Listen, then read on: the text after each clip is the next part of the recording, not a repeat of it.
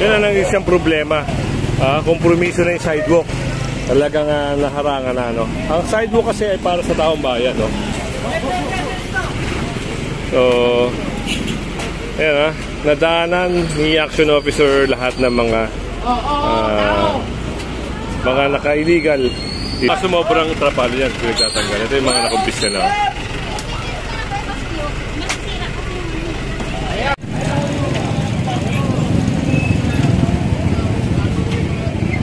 So napansin din ni action officer ito yung mga sidewalk, pero yun, naging problema dito. Ngayon napakinabangan matagal mo na. Tanggalin nyo na lang kaya, tanggalin ba? Nakasabit pa yung mga oh, tama ka. Tama dyan. Nagdali lang kung ano. Motorsiklo naman na isakay, gawa ng driver nun. Yan, wala ring lisensya. O, dire-diretso lang yung clearing. So, ito yung mga kasama natin. Taga LGU, mga SWAT, at MMDA. Meron din doon, no? Sunod lang tayo. For sure, maghapon tong operation na to.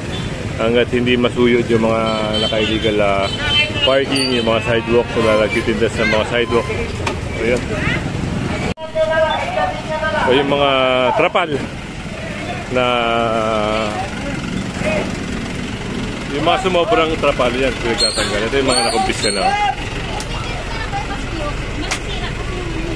Ayan, nakaganon nyo natin.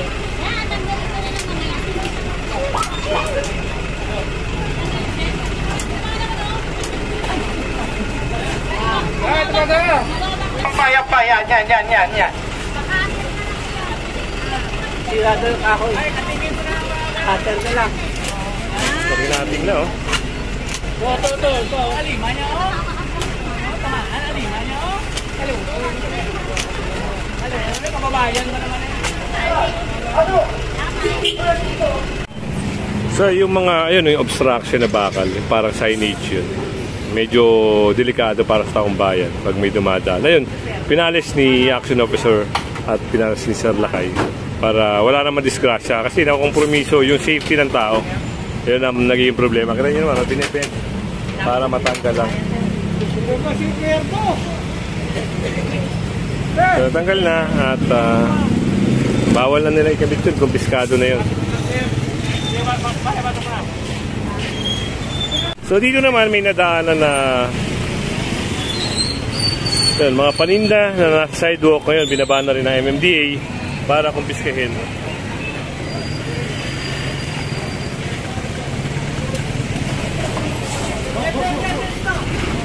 So ayan, nadaanan ni action officer lahat ng mga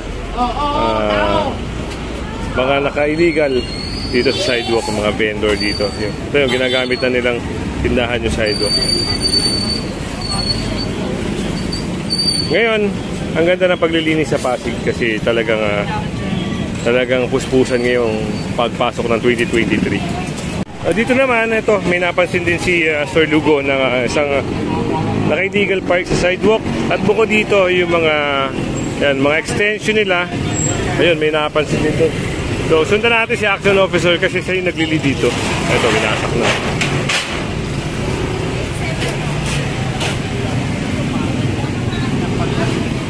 So, ayun. Dito natin, oh. Ayun, binaklas na rin to.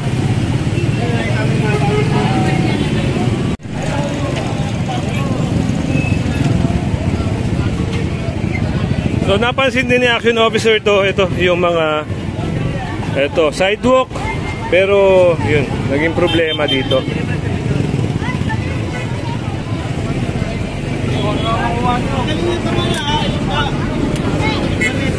Ayan, pinapatanggal ni sir yung rito, yung estante para may daanan yung tao.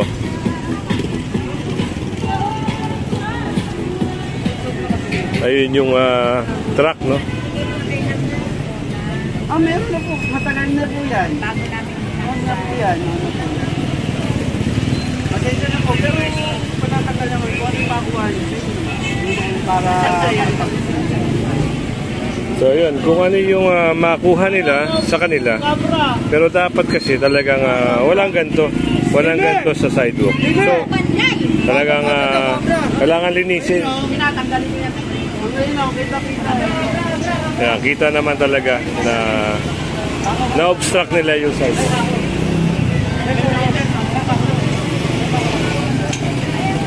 So ito yung magiging aral na lang, no? Malamang kay ate. Para next time, yun, hindi na sila maglagay ng extension nila.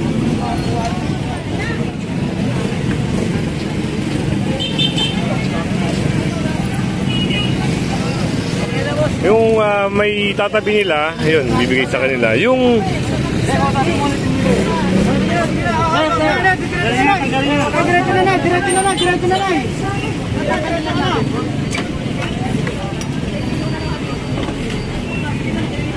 kailangan namin mag-abiso kasi yun. Ngayon na pinapakinabangan matagal mo na. Tanggalin nyo na lang kaya. Tanggalin ba yun? Nakasabit pa yung mga kami na magtatanggal.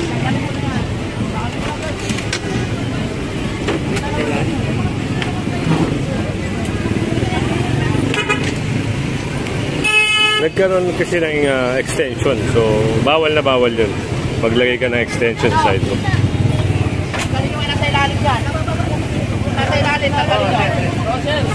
Kaya nagkaroon yan kasi staka nila yan. Nasa ilalim. Lukutin nila sa ilalim. Ayan. Sako rito.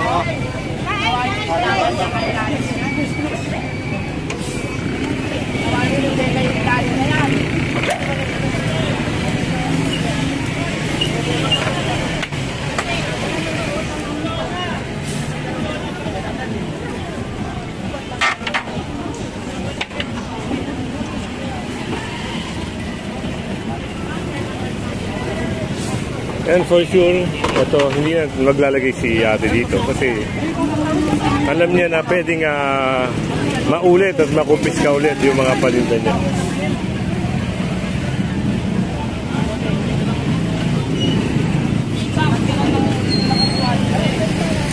Lagi lang dito yan. Lagi na ito na ilang ulit.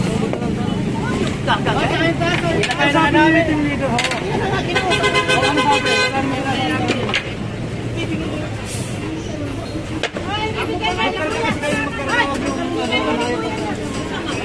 Kunin nyo nila dapat yung kunin.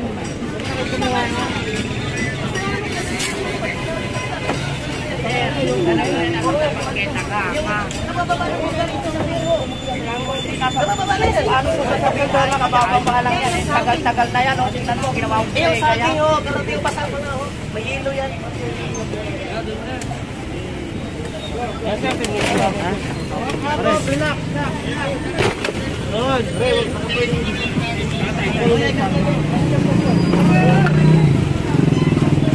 Oh, tama ka. Tama dyan.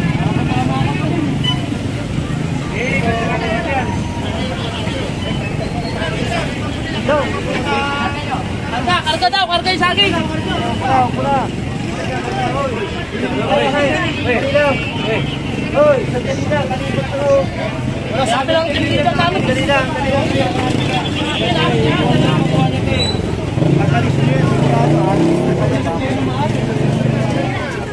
Ilona. At yun, pinalis din ni Sir yung lona, no? Sa idwak talaga.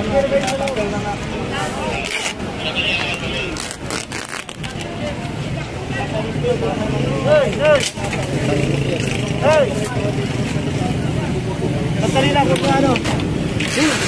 Ano ko na, sandali lang.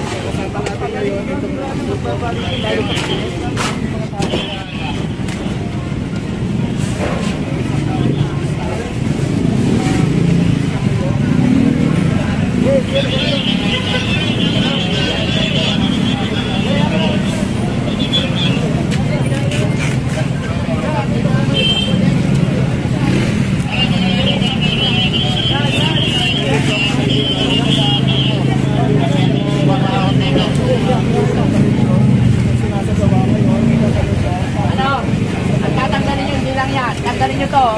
To.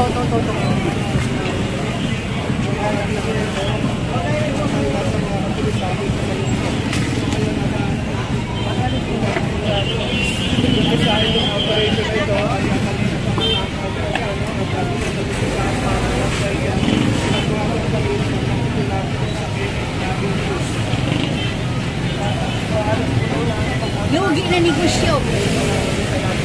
Kaya kasi pinasin. Kasi pinatanggal lang yung So, kung makikita nyo, wala na yung extension nila ate dito. Ano yan na? Umuupa sa inyo? Sila umuupa? Hindi po. Sa inyo talaga? Iba rin yan. Iba rin yan. Iba rin ate. Abuti wala kayong ano? Hindi naman mahilig mag-ano kasi alam mo nang naglinis. Sila lang kasi natin. So, alam pala ni nanay. Buti na lang alam niyo. Siyempre. At alam naman tayo, galit din sa pera. Alam natin. Kasi kung makikita nyo naman, yung ISO, Kailan pa kayo nagbibigay ng ano? ay hindi po ako sama. Nagpa-vlog lang po ako. Ito. Kung ano po, okay na, pero pwede makuha yung wala po. Kita nyo, kung hindi pa maaalis, hindi makikita na napakadumi. No? Tinampakan ng saging, pero may mga ipis yung ilalim. So yun, ito yung nakita natin. At meron din doon yung pag-aalis ng mga trapal. So ang ganda ng pasok ng clearing yung 2023 sa Pasig.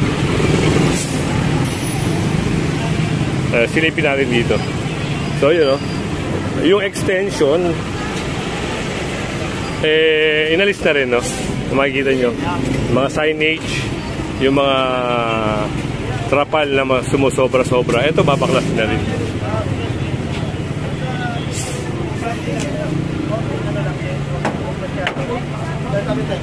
Hello. O, simbahan dyan lang kayo magkandal, ha? Okay.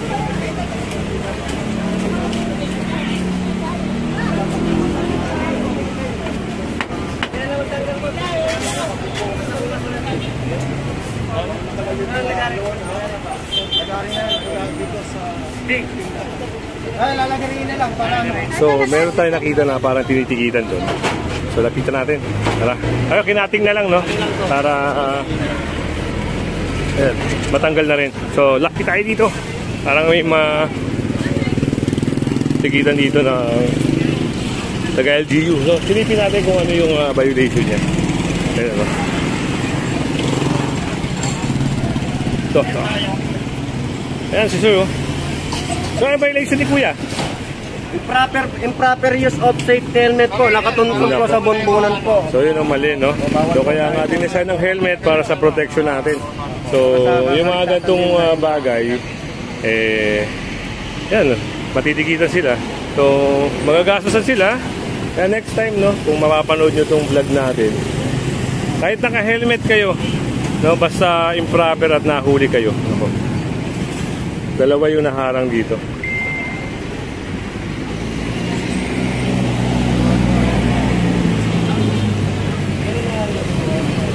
No, hindi natin alam kung magkano yung pagdating sa LGU, hindi natin alam kung magkano yung tubos.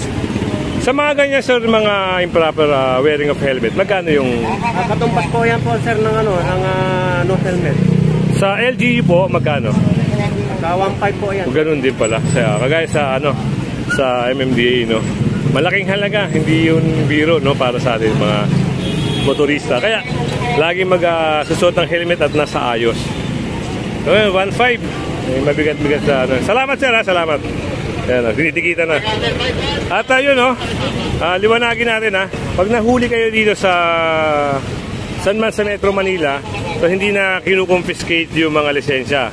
Ang mangyayari doon, titikitan kayo at kung saan mang area, halimbawa sa Pasig kayo magtutubos sa City Hall o kaya sa Makati kayo magtutubos. Unlike sa MMDA, halimbawa pag enforcer ng MMDA makahuli sa inyo, pwede kayo magtubos sa any bayad center or GCash. Mas mabilis sa GCash. So sunod tayo sa operation. Punta na tayo dito sa Kapasigan. Isang maghapong operation to para sa mga lumalabag na motorista mga sidewalk vendor na naka-illegal vendor, yun, mga ganun. Tara. Dito napansin din ng ni action officer, no?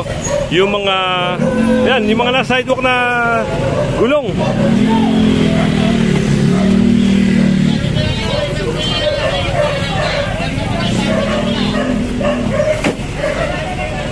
Yan ang isang problema. Kompromiso na yung sidewalk. Talagang naharangan na, no? Ang sidewalk kasi ay para sa taong bayan, no? Hindi dapat harangan yan. So, yan, anong nangyari? Kumpiskado.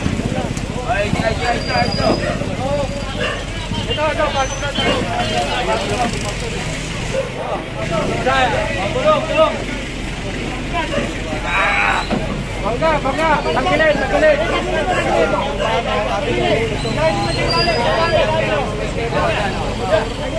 Talagang napakaraming itong mga nakumpisa ng mga bulong. Ilayin mo na itaas. Taas mo na ang inyo. Ilayin mo na ilayin.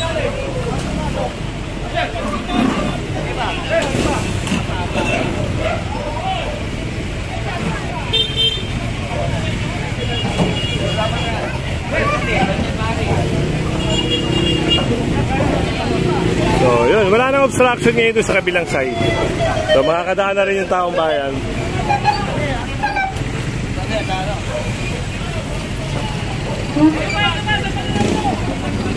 So, meron din napansin doon na basura, no?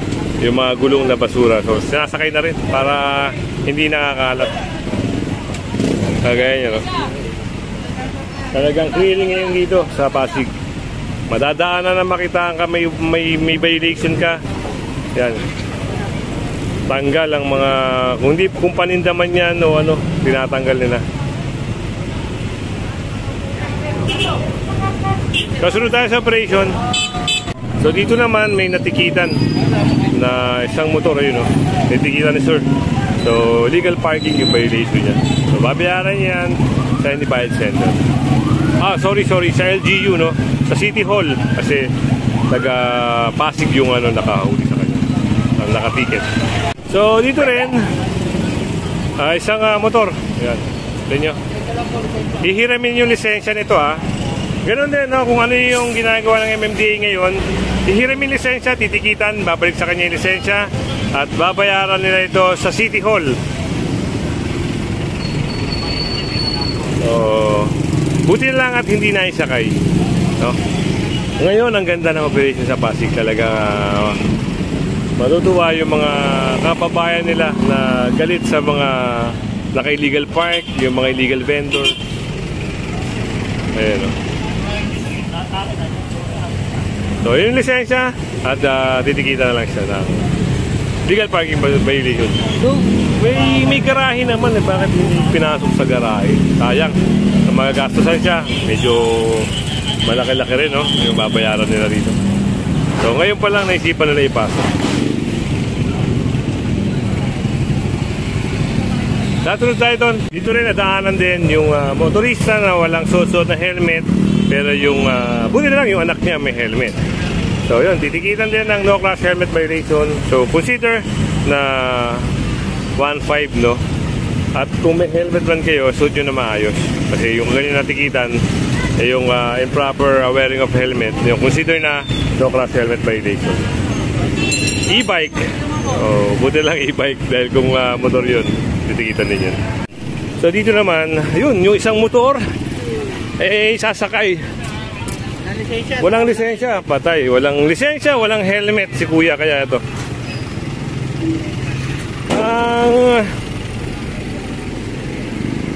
so biruin nyo, ang lakas ng loob ni kuya, no? Wala na nga siyang helmet, wala pa siyang lisensya. Kaya mangyayari, ito sasakay at tutubusin niya ito sa impounding. Ayan, kaya ingat kayo sa mga yan. Ano ma'am? Iyak daw. Isipin nyo, no? Ang mahal magtubos.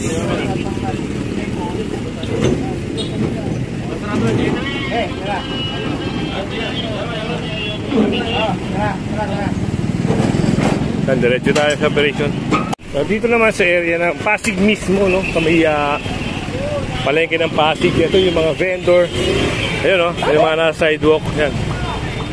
Kumpiskado na yan. Nakasama natin ang action officer para dito sa paglilinis.